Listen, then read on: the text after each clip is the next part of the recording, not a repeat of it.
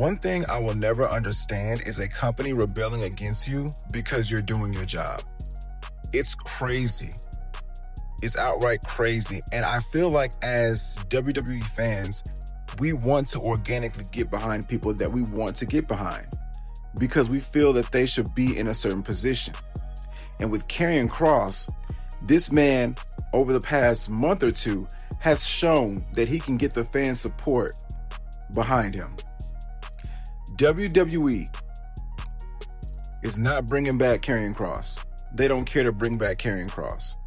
And it sucks because we thought when he was brought back in 2022 that he was actually going to be doing something meaningful. Because if you guys remember, in his first run, when he came to the main roster, Vince destroyed Karrion Kross. Vince revamped his entire outfit, revamped his appearance. He didn't have Scarlett with him when he got to the main roster. This man debuted on the main roster as the NXT champion and lost against Jeff Hardy. If you guys remember that, you guys knew.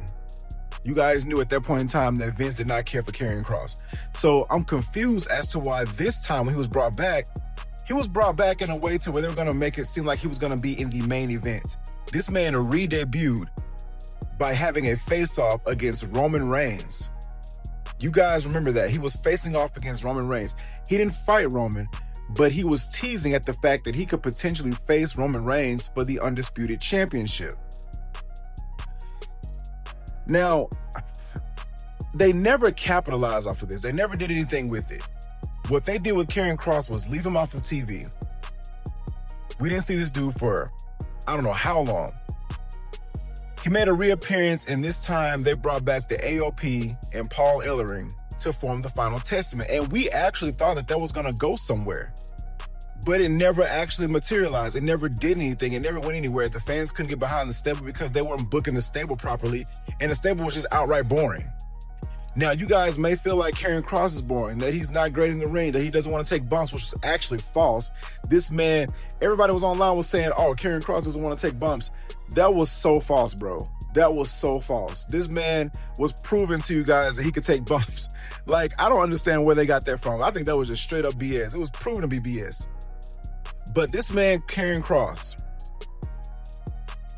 once the Final Testament was disbanded, I got a sense of, okay, they're about to make him meaningful now. At least he's going to be in at least the mid-card scene. Nothing. WWE still didn't use him.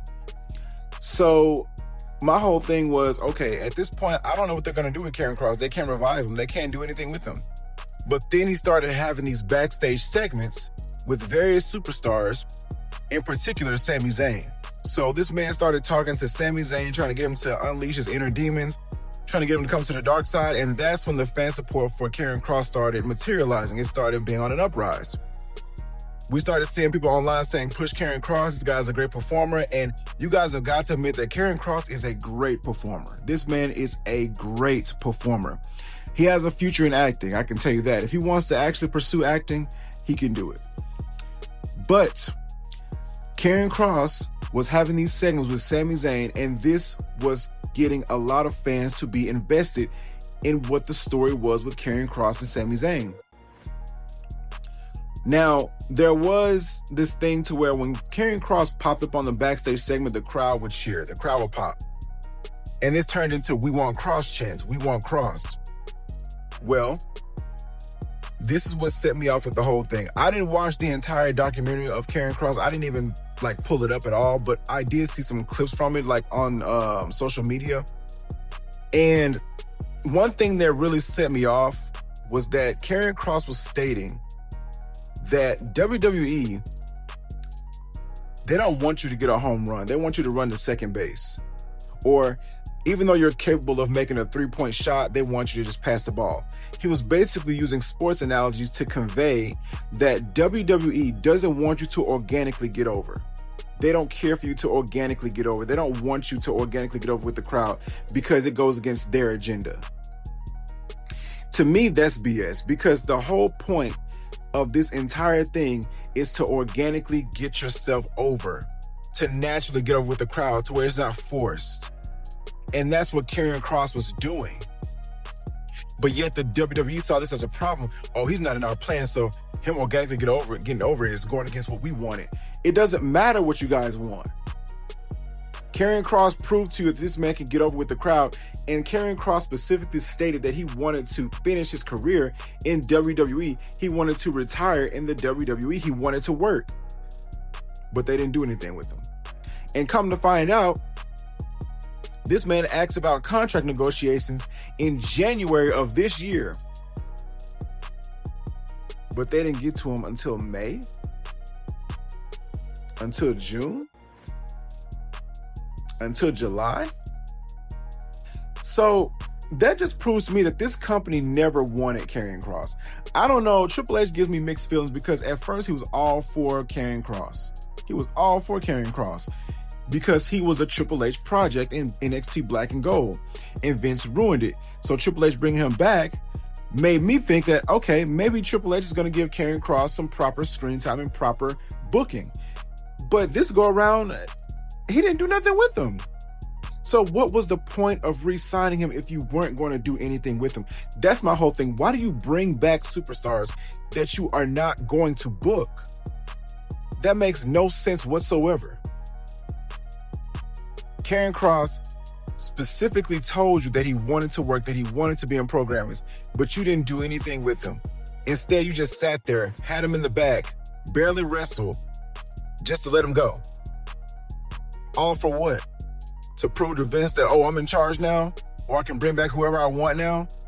It was just a weird flex for you? That's crazy, bro. That's insane to me. And you know what I'm starting to see here? I'm starting to see a pattern. I'm starting to see a ridiculous pattern that I think is foul.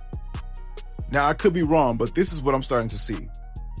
They did it first with Bray Wyatt. Bray Wyatt, you guys know, is a creative mind. He was a creative mind. WWE finds it a threat when you have a more creative mind than the entire creative team. And I believe in my heart that Bray Wyatt was a better creative mind than that entire creative team combined. They don't like that. When you try to create for yourself, they don't like it, so they get rid of you. They got rid of Bray Wyatt.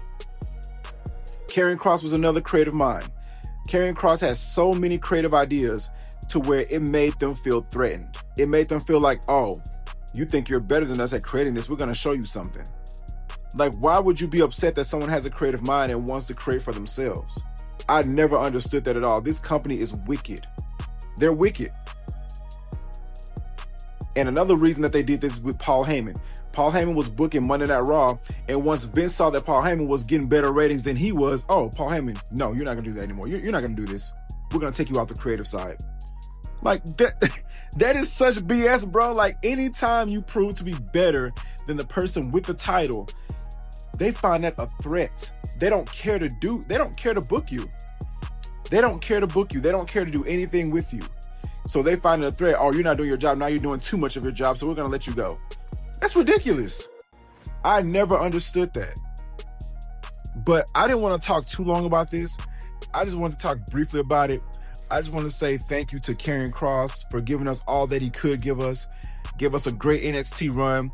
He didn't have success on the main roster, but he tried, he attempted. And I've seen people say that this could be a work, but if it is a work, damn, you got me. But I don't think it is. So I'm going to say thank you, Karrion Kross. Thank you, Scarlett. You guys did all you could. And you should have been more. You should have been booked better.